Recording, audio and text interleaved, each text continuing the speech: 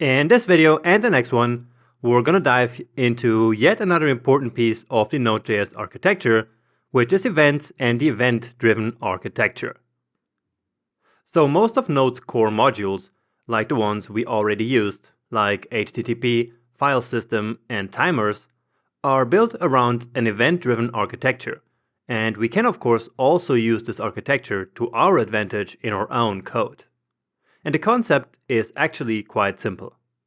So in Node, there are certain objects called event emitters that emit named events as soon as something important happens in the app, like a request hitting a server, or a timer expiring, or a file finishing to read.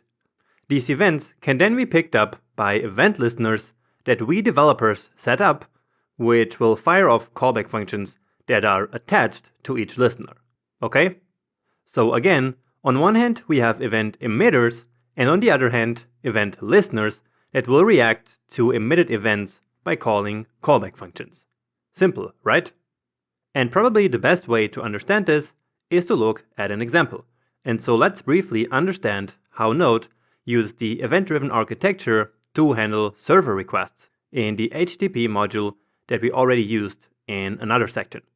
So when we want to create a server, we use the createServer method and save it to a server variable. This implementation here is a bit different from what we did before, but it works the exact same way. Anyway, this serverOn method is how we actually create a listener, and in this case, for the request event. So let's say we have our server running and a new request is made.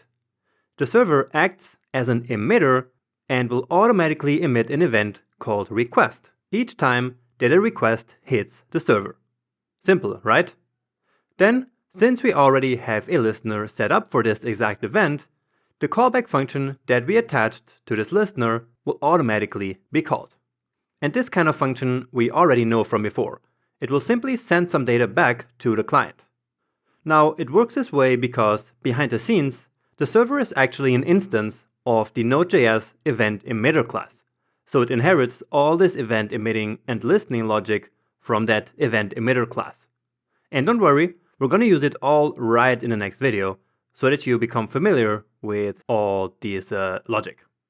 Now, just to finish this lecture, I believe it's important to mention that this event emitter logic is called the observer pattern in JavaScript programming in general, and it's quite a popular pattern with many use cases.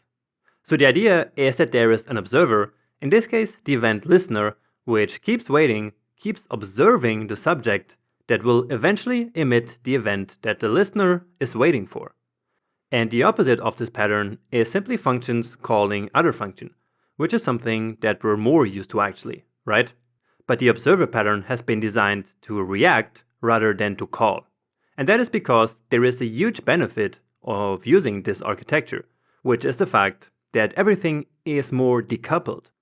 We don't have, for example, functions from the file system module calling functions from the HTTP module, because that would be a huge mess.